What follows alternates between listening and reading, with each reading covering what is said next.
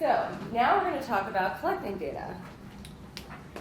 So what I like to do is, I'm like you can tell I'm like a worksheet person. I like to just list out, okay, what are my questions? What do I need? What kind of data do I need to answer that question? What are some possible sources? And then I like to figure out which one of those exists. Like I told you, I'll do very specific Google searches to find out if I don't know of a data source, can I find one? And then if not, you could really just circle on that list every data that does not exist. And those are the data that you would want to focus your primary data collection efforts on. Once we get into like all the specifics of the activities needed to collect primary data, that's when you start narrowing it down. Okay, maybe we don't need 17 different types of data, right, from 17 different sources. So this part of the process is really about starting to get more feasible, starting to think through some of the details needed. So the other thing that I would just emphasize is that you want to be sure that you need these data before you go through this exercise of planning, and definitely before implementation. So feasibility really is kind of the word of this planning process. So before we dig into it, we kind of need to start thinking about what data looks like when you collect it. So does anybody want to give for me, in their own words, what is quantitative data, or if you want to start with qualitative data? Quantitative is more numbers, and then qualitative is more, I guess, opinions, feelings, like social type questions, I guess you would say. That's almost perfect, except for the fact that we can ask people about their opinions and feelings in a quantitative way as well, right? So we could say, rank for me on a scale of 1 to 5, whether you agree or disagree with this statement, and that is about their opinions. So you're right on with quantitative being numbers, but qualitative is a little different than just people's objective feelings, right? I mean, subjective, I meant to say. Qualitative is generally a narrative-based. Generally narrative-based, and it is really good at collecting the opinions. I just want to make sure that you guys are clear on the distinction, because a lot of things can be collected either way. But some things are better collected in an open-ended narrative way. If you want to ask people about their experience, Witnesses to Hunger program at the Center for Hunger-Free Communities is really good about asking folks about through photo voice or other qualitative methods about their experiences of living in poverty. And sure, we could ask that through various quantitative measures, but it wouldn't be nearly as powerful as asking people to describe it in their own words, in their own narrative of their own life experience. And so there's certain things, like Felita said, that definitely are better to collect in a qualitative form. So just to compare quantitative and qualitative, as you guys said, it's collected in the form of numbers, which can then be turned into percentages, and we'll talk about that in a minute. It's collected through closed-ended questions. So these would be the kinds of questions where you have multiple choice, true, false, or you have to give a number of response like your age or your income, right? And we'll talk about the different formats of quantitative closed-ended questions. Now, something like a survey could also have some open-ended questions on it too, but we're talking purely now just about quantitatively collected questions. And we could use this to answer like who, what, when, and where, kind of more facts about folks. You could also ask them some subjective questions about their life experience. But we always sort of acknowledge the limitations of that because we're forcing someone to choose the response categories we have already thought of, right? And so if we want to collect something in a new way, we are not open with that with closed-ended questions. So we typically only ask things in a quantitative way if we are pretty sure that these response categories represent the continuum of people's experiences and how they would answer it. So for that reason, we tend to use as much as we possibly can questions that have already been used in similar populations, what we call validated. And scientists have shown, and there are people whose whole field is to determine how close these questions match what people's reality is. And so we use them knowing that, like, to the best of science, understanding this question is the best way. to ask someone about their self-rated health, for example. There's some questions like that that have been used over and over again. Because it's a bit easier to ask questions and quicker to ask questions in a closed-ended format, we can get a larger sample or a larger number of people who participate. And for that reason, we have a greater chance of that sample being representative of the larger population. Does anybody know what representative means? I mean, well, it means it's, I guess you're sampling the population. So Yeah. you want to make sure if you get 200 survey questions and your population is 50% African American and 50% white, that the responses you get match that demographic. Right. Otherwise, you're not really getting a true picture from your residents. Right, because you're never gonna get information from every single person in the population except for maybe the decennial census, and even then it's just certain numbers of questions, and even then they actually project a little bit.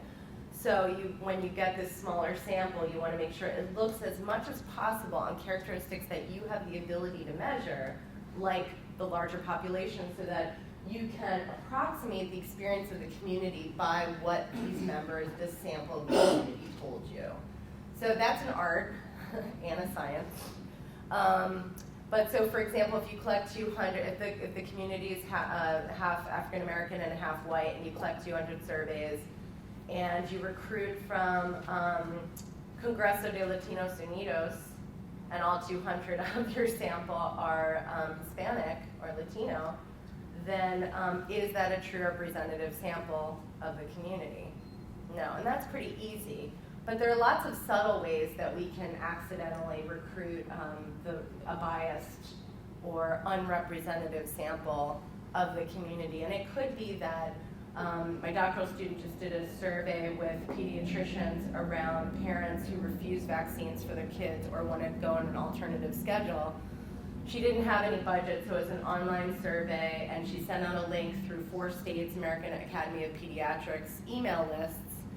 And she got, hundreds of people to respond, but she has to put in her limitation section, this was a self-selected sample, and there's probably something she wasn't able to measure that drew these people to answer this survey. It could be because they were very passionate about getting their patients to vaccinate on time, or the opposite, right? We were talking about that Yelp effect yesterday. So sometimes it's a little bit more subtle, but this is kind of the art and the science of this kind of research.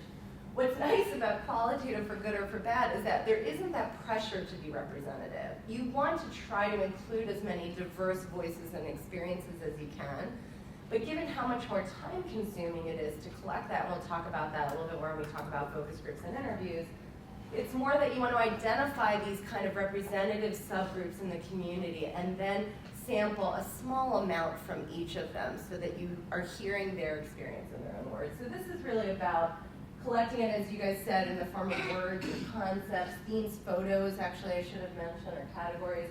And it's typically open-ended. There might be some structured, some closed-ended questions, especially demographics, if you want to be able to describe those who participated in a focus group, for example.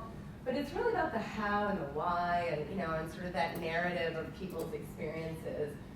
It can provide richer, more in-depth data. I like to think that both are absolutely critical, especially in community assessments, because oftentimes you have quantitative findings that you don't know how to make sense of, and you can actually use qualitative methods to have the community reflect on and illuminate that.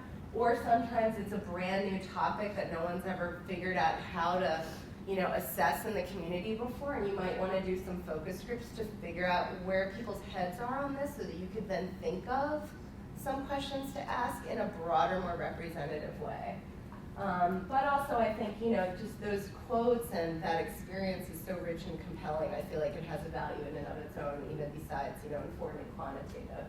And being able to represent it in people's own words. And, you can explore ideas in this unstructured way. You can see what comes up. There's no better way if you were to go into the community and say, what do you think of this new Promise Neighborhoods grant? right? We could give them a scale of like how positively they feel about it, but I think you're gonna get a whole heck of a lot more value if you're asking people open-ended. What do you think? Do people feel comfortable to tell you about their skepticism or their concern or, things like that, or their hope? So anyway, so those are the pros and cons, and what we call mixed methods is when you use both. So any questions about that? Yeah, Saba. Just to make sure, did you say representation is not important in the qualitative part? It's not, and I know you'll get people who will argue the opposite and say, oh, well, I can do 100 focus groups and 10 neighborhoods, and I'll be representative. But it's not. At that point, you usually reach what we call thematic saturation, where you've heard the same themes over and over again, and it's not important to keep collecting data. And it's meant to be, a different type of scientific inquiry than the kind that's supposed to be representative. It's supposed to go deep and not wide. So, and then some folks like to quantify what people say, and that's tricky too, because if you're talking to people in a focus group and you say, what do you think about the promise neighborhoods? And somebody chimes in and says something and a lot of people nod their heads, right? But you're only counting the one person who said something out loud. You're misrepresenting what proportion of the people in that room agreed with that statement. And so that's not really appropriate or accurate either. So I always caution my students who love to do a mix of both, but definitely key informant interviews with community leaders and things like that, they have to be careful of that. So did you have a different experience, Tom? Yeah, so I what think if you it's could a work a survey. Sorry? survey, like what if it's a qualitative survey? Nobody likes qualitative surveys. You will never get people to fill out a purely qualitative survey. I never do more than 3 open-ended questions, and that is pushing it. Are you doing a qualitative survey already? Oh my God. Not from people, but I think I have like 2 questions. I don't know. Okay, that's fine. That's totally fine. So that's just a qualitative questions. That's a mix of both, and it's very common. But people will not, you'll like if you do it on SurveyMonkey or something, you will see people drop off after like the 2nd or 3rd page. Yeah. But because it's unstructured, it's hard to say that because we talk about it in terms of, well, this theme was raised. Maybe most frequently you could say that, but just because someone didn't say it doesn't mean they didn't think it. Because it's open-ended, you got whatever was on their mind in that moment. And it's not, if they're not responding exactly to a prompt that is specific to a theme, then it's hard to say that, what percentage of people felt this way or that. Kalia, can we save some of these for when we get to surveys, or did you have something that was related to qualitative versus qualitative? It was related to the survey. All right, well, we're gonna get into surveys in like 1 minute. And then I think, I'll put it in context. I Amelia. have a quick question about that. Yeah. Which is that I think I have, or there is, especially in publications, a bias towards quantitative data. Mm-hmm. And I tend to be slightly skeptical of qualitative data and in its use. And so I was You're wondering, just giving into that bias, aren't you, I Amelia? am. But I was wondering if you could talk about that. Stick and, it to the man. Do qualitative. It's harder to get I'm a numbers person. Yeah, it's hard to get qualitative data. It's harder to get qualitative data published, but it's a very long-standing scientific method with rigorous methods and structure and a huge field behind it. Yeah. And I would argue that, if you want to understand neighborhood perceptions on something like, I keep bringing it back to Promise Neighborhoods or Joint Safe Center because I go out in the community and ask people, what do you think of Drexel being in your community, running a neighborhood center? I mean, I can't ask that with quantitative questions. Those questions haven't been validated. Yeah. And what am I going to get? How much am I going to think that is an appropriate representation of how people feel? I just think that's not valid. Yeah. So you have to think about the times when qualitative is essential, and when quantitative isn't going to work. Yeah. And I review articles for journals all the time because I have some qualitative expertise. I do get qualitative papers, and I will ding the ones who are just like, we went out and we talked to people, right? Because it's more rigorous than that. It has to be, structured data collection process and analysis. So, but there is that bias, and that's why I'm very strongly a proponent of mixed methods, because I've seen the value over and over. If you do work in the real world, just quantitative does not fly. So what I'm going to talk about is the 6 most commonly used methods in community assessments, but also the 6 most commonly used data collection methods in research. I think the only ones missing here are like clinical records extraction and some more clinical and experimental. So just to remind you that in the appendices there's a chapter on each one with references at the end. I'm going to move a little bit quickly through this. I'm kind of just going to highlight what it is and the basic pros and cons so that you can be in a place at the end of this in your groups to be thinking about the pros and cons as it applies to what you guys have set out you want to achieve in your community assessment on your chosen topic and what research questions you set out. Again, keeping in mind that you can always go back and edit back on those former steps. So the first one is asset mapping. Who here has been involved in an asset mapping process or environmental scan or any kind of GIS? A few of you. So this basically took GIS or Geographical Information Systems, is that what it stands for? Jeez. And geolocational technology like GPS and signals and smartphones and all that kind of stuff that we take for granted these days. I mean, this methodology existed before then. We would just kind of have maps. Printed out maps. And I used to do this with outreach workers in California. We would have big maps and be like, where do you reach your clientele? Oh, this corner and this, community center, whatever. We would put dots on a map. Now it's a lot easier. So it's really just an inventory of assets, talking about being asset focused, like we were mentioning yesterday, right? And it's about thinking about community health assets. Usually you have a particular topic in mind. So I'll use the example when I did this in New Haven as part of that triennial community assessment I do in New Haven for Yale New Haven Hospital I mentioned yesterday.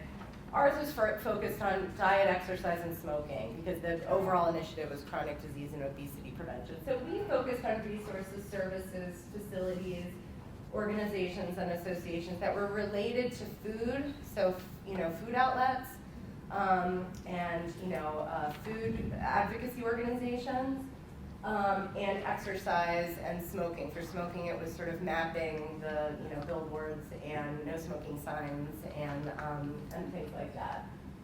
But they can, and I just want to make sure to caution you here, everybody loves to produce maps, but some things actually aren't mappable. And a lot of the things that we inventoried were informal resources that have no bricks and mortar addresses. And that's where you get, the more grassroots, the more, community neighbor network, community watch group, the women who exercise on Saturday mornings, those things are resources too, and they're not mappable. But sometimes you do get geographically mappable data, and that's usually what we put on a map. And I'll show you an example here. This is what we produced. This is our food environment. We were mapping these 6 neighborhoods. And so typically what you do is you have like a legend for the type of resource. New Haven is a lot of these neighborhoods are food deserts, so you see lots of corner stores and bodegas, one supermarket, and it actually closed after we did this mapping, so we used these maps to advocate for a food co-op, which actually went in right in the middle of these neighborhoods, right downtown. These were our youth that we hired from this a work-ready program here in Philly. It's called Youth at Work, and we trained them to use GPS, and they walked up and down the streets, and they had a checklist that sort of like a survey. You're in front of a food outlet, you answer these questions, you go inside, they inventory the food and all that kind of stuff. So just back up to sort of pros and cons. So what's great is that it builds on community resources, like we were talking about yesterday. It can be used to develop, improve, or advocate for additional resources or funding, and I'll show you one of our study neighborhoods is West Rock, and we were so embarrassed when we did the community town hall meeting with them to show them the maps, and we were like, there's nothing here. We were so embarrassed, and they were like, oh, thank God somebody has mapped this. And we can go to our alder people and to the mayor and say, we have nothing here. And it's a very poor community, and we were able to map for them that there were no resources there for them. But it really does need to involve strong community partnership, particularly if you want to map or inventory those more informal assets, right? And things change all the time. So you know, if you need to survey folks to get the information you need, you know, anyone who's used a resource inventory for referrals knows that as soon as it is printed up, it is out of date, right? So it can be quite a process to update them. So that violence profile that I'm creating with Congresso in North Philly, they have asked me, please, you know, PDF report is fine, but please can you help us figure out some way to put this online in a way that could be updatable, perhaps by us, if you could teach us how to do it, and because they want it to be something that lives. So that was my quick tour of asset mapping. If there are no questions, we can move on to focus groups. So focus groups is just short for focus. Oh yeah, Cedric. Question. Yeah, please. Would you say that Google Maps can be a tool to use for that? It can. I haven't done it myself, but I've read some very interesting studies or papers of people who have done it. Street View is so detailed now that you can like drive down the street and be like, there's a corner store. Oh, look. There. So one of the things that we mapped was tobacco ads on the windows, because in Connecticut, and I know it's elsewhere too, but the store gets money from the tobacco companies to put and that was the thing that the youth was like totally astounded by, realizing that there was a reason behind that. But anyway, you can actually see things like tobacco ads on the windows from Google Street View. A lot of people will map things, and we did this as well, but like quality of the street, and that might be some of those things you might be able to see, and some of them you may not. So quality of the sidewalks and the crosswalks and safety and traffic, anything moving you can't see from Google Maps. But I actually have a picture in here for a later method. But some people have been using Google Maps actually to because when those Google cars drive down the street, sometimes they capture corners where drug dealing happens on a regular basis. So some people are actually trying to argue that you can use Google Street View for some of the more like social, you know, kind of social environment of a neighborhood, kind of like risk behavior, crime type of thing. I'm not sure, I'm a little skeptical of that. But there's all kinds of things you can map. So you can map these bricks and mortar things. You can also map drug dealing or sex work or, you know, kind of risky behaviors in the community that, you know, might prevent people from walking down the street or feeling safe or using a park or things like that. And that I'm a little bit more skeptical of. But I don't know, next time I have to do this, I feel like I'm gonna try Google Maps, and then maybe have people go out and verify. Have you done this, Megan? I've never done it with Google Maps, but I know that in Philadelphia, the Food Policy Advisory Council has one called Philly Food Finder, where they use Google Maps, and they use like different little like those pinpoints in different colors to mark like, is this a food bank, is it a soup kitchen, is it a pantry, do they serve like seniors? And they have, it's all online, and they have a way that you can like filter that, so if you're just looking for something specific in a specific neighborhood, and then they have a way where you can reach out to them and update it and say like, hey, this site isn't doing this anymore, or I know of a food bank that's doing this, and then they'll update it and put it on. Oh, I wanna hear more about Yeah, that. so Philly Food Finder. I'm actually consulting for this project in Howard County, Maryland, where they're using Healthify, which actually is like a tech company, but they're all social workers, which I think is cool. And they scrub like Google Maps and other, you know, mapped and internet search data on health resources. Yep. And then they verify them. Like they have like a call center where they call and verify them on a regular basis. Then they have like a user interface, and they're creating for Howard County a tool that and they're piloting with 25 community-based organizations, and that's the part of it that I'm consulting on. But I'm interested in it because it's got this user interface and it's linked with Google Maps, so that these community-based organizations, when they refer their clients or patients to this you know, health resource or this social service or whatever, they can report back and say they were great, they responded right away, oh, it's not in here, but they also speak, you know, Spanish or whatever, or they could say nobody got back to me, or they've closed.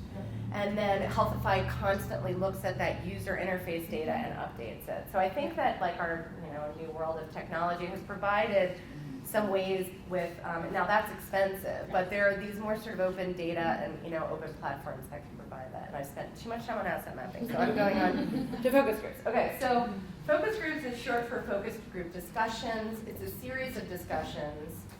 if you have one focus group, you've had one focus group, is what I like to say. So I always like to have at least 3 in different subgroups. So if I think it's important to hear from men and women, if you guys are having focus groups with that broad community assessment that you guys were talking about earlier, then you might want to make sure that you have you have 3 within each age group. If men and women need to be separate, you might want to have 3 in each age group for men and 3 within each age group for women. So we typically try to design them so that one focus group doesn't determine the findings for that either population or subgroup of the population. Because funny things can happen within focus groups, right? It can be very personality driven. We were talking about strong personalities in community groups. There can be very strong personalities in focus groups.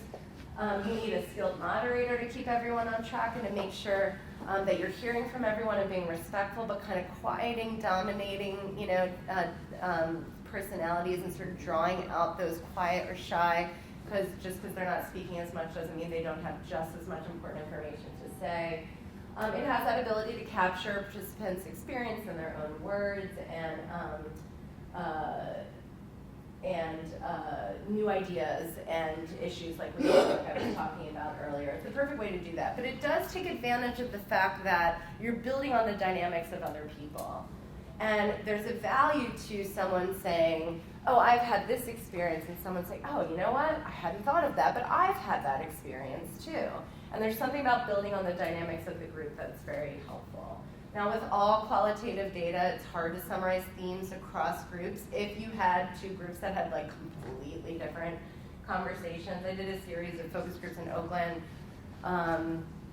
this is dating me, but around the time of welfare reform, and we would recruit folks from the same community center, and like one group would be like, it's the best thing, and these were folks who were currently receiving welfare, and one group would be like, welfare reform is the best thing ever.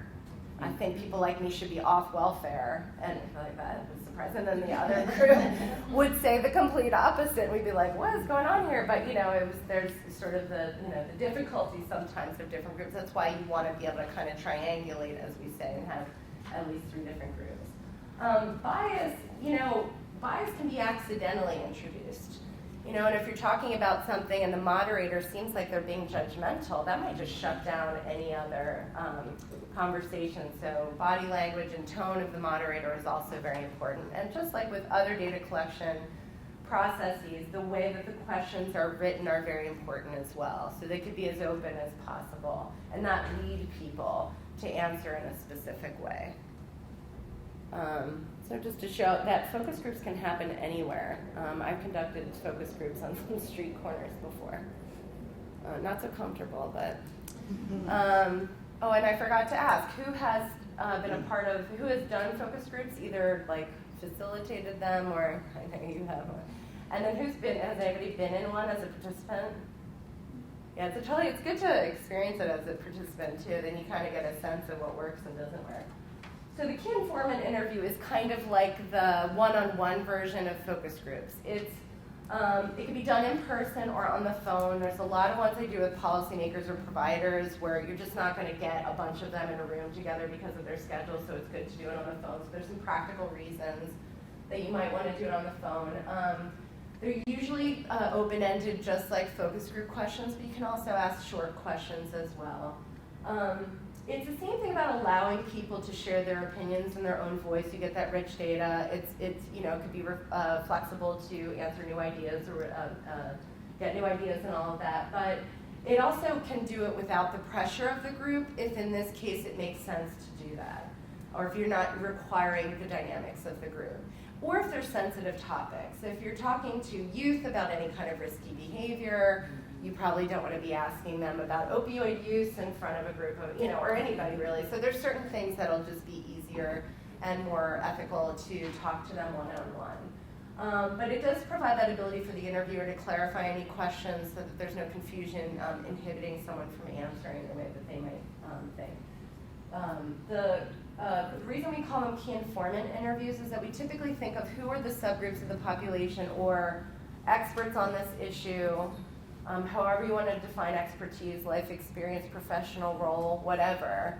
And then we typically sample or get, invite key informants within that group, so that we're getting those key informants on this issue to all weigh in. And depending on your budget and your timeline and your skill, you might recruit from 5 to 15 of each of these key informant groups. Skilled interviewing is really important, just as skilled moderating, and same thing with questions or tone or body language of the interviewer are really important for making sure that you're getting folks to feel comfortable and trustful to be able to give you their candid responses to the questions. So has anybody used this method before? Yeah? Okay, Kelly. Oh, you guys have done everything. All right, so I intentionally made survey not the first one.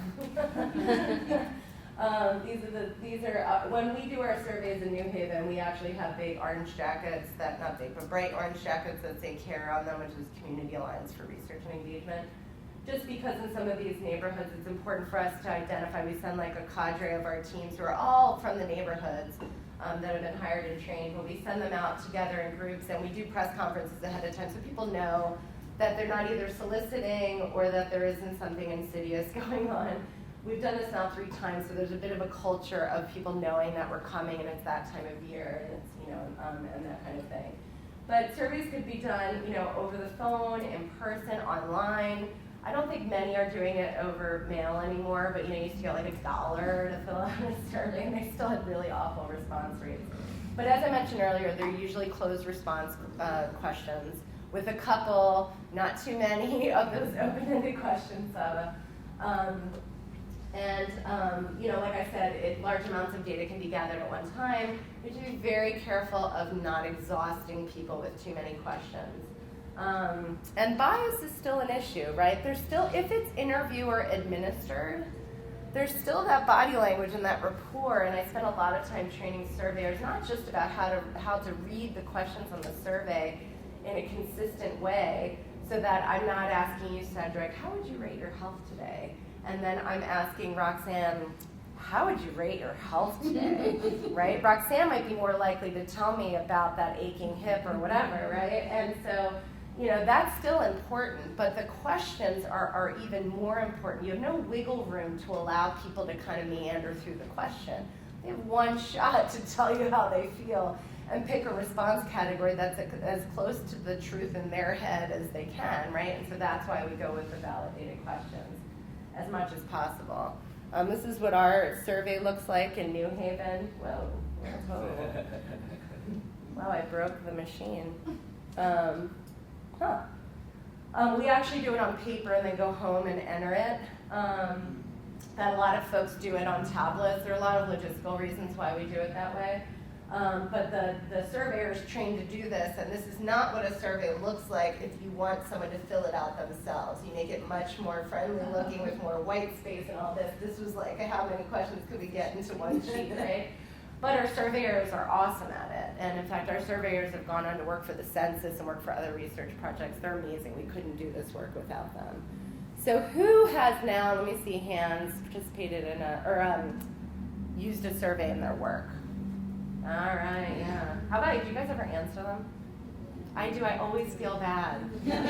I'm like, I'll answer your survey. I'm always begging, so I'll answer your survey. All right, so the next one is community forums. Has anybody heard of community forums as a method? Has anybody used them? Has anybody done a community town hall meeting or a community conversation or something like that? So this is basically that, except there's a portion of the meeting that you conduct almost like a focus group. So what I like to do is either use this to start out a research project that's very community partnered, so we get kind of like bigger, numbers of voices as part of the process. That's too many to kind of move through the process together, but maybe do it at periodic points. And definitely I always finish up by reporting results out in this way. What's great about it is that you can report out results that are maybe preliminary results, and then you can ask questions in a structured way, just like you would in a focus group, and record the responses. But you can ask people how they would interpret the results, or was this surprising to them? Or, we were surprised to find this. Does that make sense to you, given your experience living in this neighborhood? To me, that's an amazing way to vet the questions to make sure you're interpreting them correctly. and you're drawing the right meaning from them, and also that it's participatory, but if you're collecting it in a structured way, that can also be data as well that could be shared. You know, the community felt this way. It could be another part of your report or your findings. They're relatively inexpensive. You can hear from lots of different stakeholders at the same time instead of like focus group discussions, kind of making them somewhat homogeneous, although some people do mix it up for the purposes to see what happens. And same thing as with any qualitative, you're going to be a little bit more representative of the population. You might be very thoughtful to try to get those key informant groups as you would in a key informant interview, but the intention is not to be representative. Like we want, you know, you can't control how many people will show up, despite how much great food you might and childcare you might provide. So here's some examples of some community forums that I've done, and this is one of, this was the second round of the 2012 survey results, one of our town hall meetings. So we did actually like a voting process of, you can see like the sticky notes there. We had asked people what they wanted to implement to improve health in their communities, and then we did, in each neighborhood, we did like a voting process, and we gave seed grants to the neighborhood civic associations and some technical assistance to implement those programs. All right, so the last one, all right, yeah. I have a question about that one. Do you think when in those community forums, like you get that representation, or are you looking at that as more of like a qualitative? It's a little bit more qualitative. I mean, I think you'll get more people than you would in other qualitative methods, most likely. But you know, unless you're asking them to fill out a professional role or a demographic survey at the beginning, you may not know who is comprised in your audience. So it depends how thoughtful you are about both invitations and kind of documenting who is there. A lot of people, if you don't think of it ahead of time, then you might just have counts. And you might just have what people said in their own words when they stood up and spoke, but you may not have a real clear sense of who came. So I would be thoughtful about that if you were to use that method. I think it's a great opportunity. So rapid appraisal methods are really these kind of direct observation or these photography or visual or digital storytelling type of methods, like photo voice, where you know, you're trying to describe something or visually depict something that you just feel can't be captured in quantitative data or even qualitative data.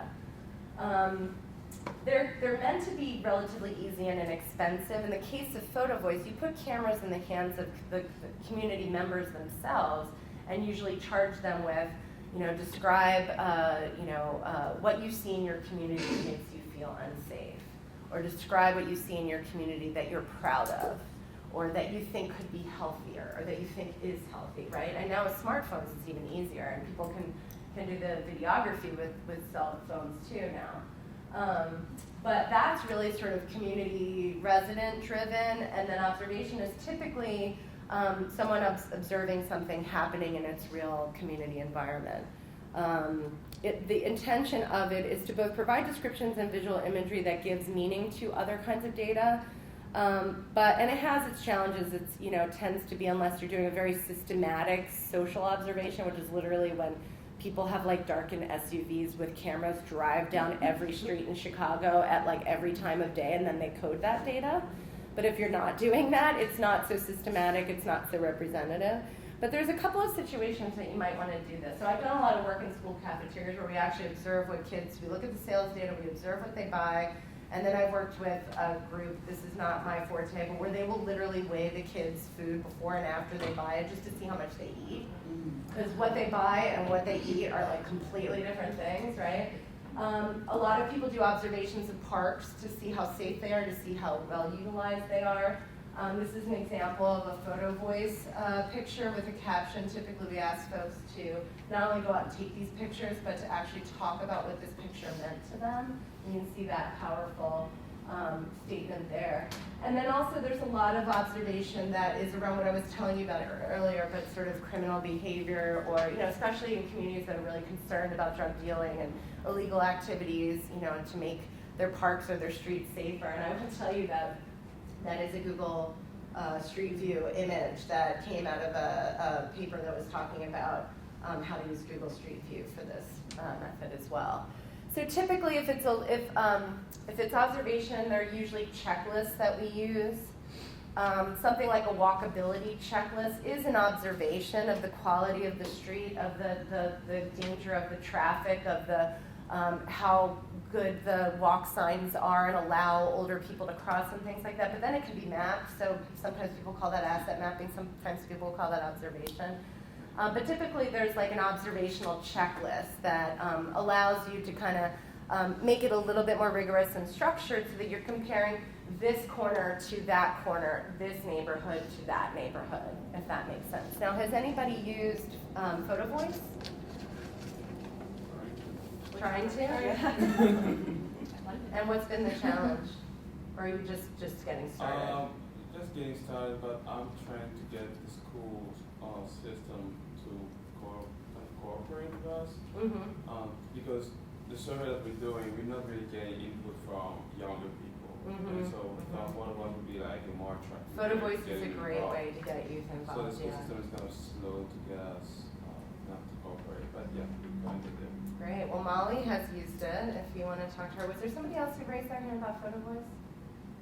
Have fun. You fund it up? Yeah. See, again, there's money bags over there. So, and then we also, for that asset mapping project, the kids produced a documentary from it. We worked in partnership with the local digital media storytelling or community-based organization, and they produced a 10-minute film called 3,000 Miles, and I encourage you to Google it. It's on a few different websites. The Color of Words was the local organization. I submitted it to the American Public Health Association Film Institute, and they were accepted, and I paid for the 2 youth that directed the project, who've now been since accepted to film school and college. And I paid for them and had them come to the conference in general, and they did the whole Q&A themselves, up with these like very professionally film producers in California producing films on like teen pregnancy prevention and stuff like that. And they were awesome. Anyway, I recommend that you look it up because they did a fabulous job. They did all the filming, all the editing, all the sound mixing, all the interviews. And it's leaders, like health leaders in New Haven, and it was a lot, and residents, so it was a lot of asking people what they thought would make New Haven healthier. So that was probably one of the coolest experiences I've had. All right, so I'm late to split you guys up for your step 4 worksheet. So I just want to make sure that I bring you back to remembering what it was that you wanted to do, if you still want to do that. Make sure you're thinking about what's feasible in terms of staffing and skills of your partnership and prior experience of your partnership members and the like, feasibility and the resources you have. I know you're a mock group, but you can start thinking about it based on what you guys have around your table here today. And then also, just in general, I have some tips about, modifying your plan as you gain new insight. Borrow what you can from what's worked in other places. Do some data collection well before doing, this huge mixed methods, 7-method study.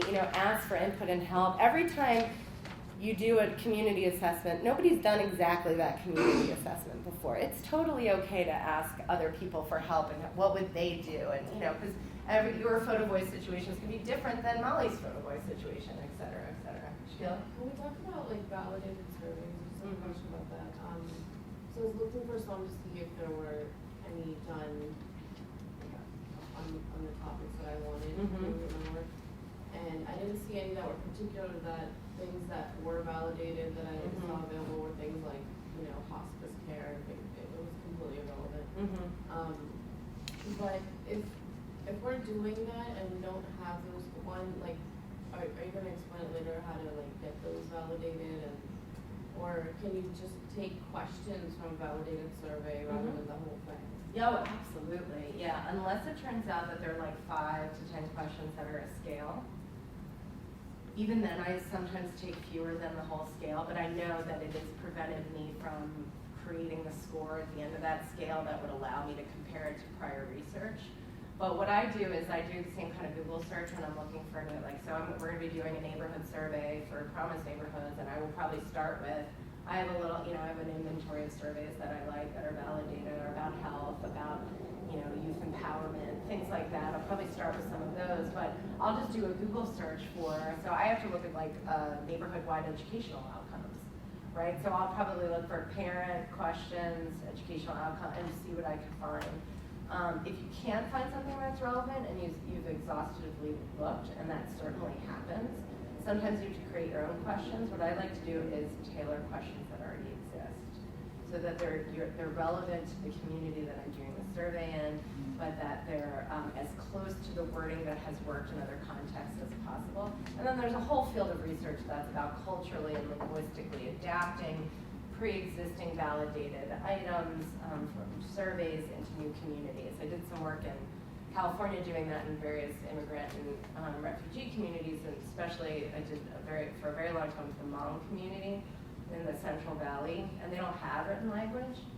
So we adapted the CAP survey, which is a validated instrument for satisfaction with your provider and your healthcare in general.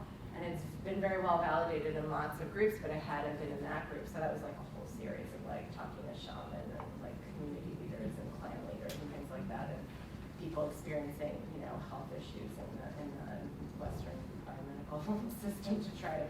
So there, if you can't find where something like that has already happened before you in the community that you're going to do it in, and if you don't have, which many of us don't, the resources to do something that intensive, then you do your best. You do your best job, in trying to tailor it. And what I always do, and I'm definitely now over the amount of time that I was supposed to give you, so I'm going to break in a second, but you always want to pilot any data collection instrument that you develop, whether it's a focus group guide or a survey or a key informant interview. Practice on your friends, neighbors, coworkers. Get even better a pilot group of the community members that you're going to be doing it with, and then not only try it out on them, see what doesn't work, is awkward, is confusing, but ask them for their feedback. And there's no better way to make sure that you're going out in the world with something that makes sense to people and flows in a logical way. And also that if it's going to be, spoken by someone, that it actually like flows off their tongue in an understandable way. But that's something I can talk about for a long time, so I'm certainly, and we're not going to talk about validated questions more than now, so I'm happy to talk to you further about that, give you other resources.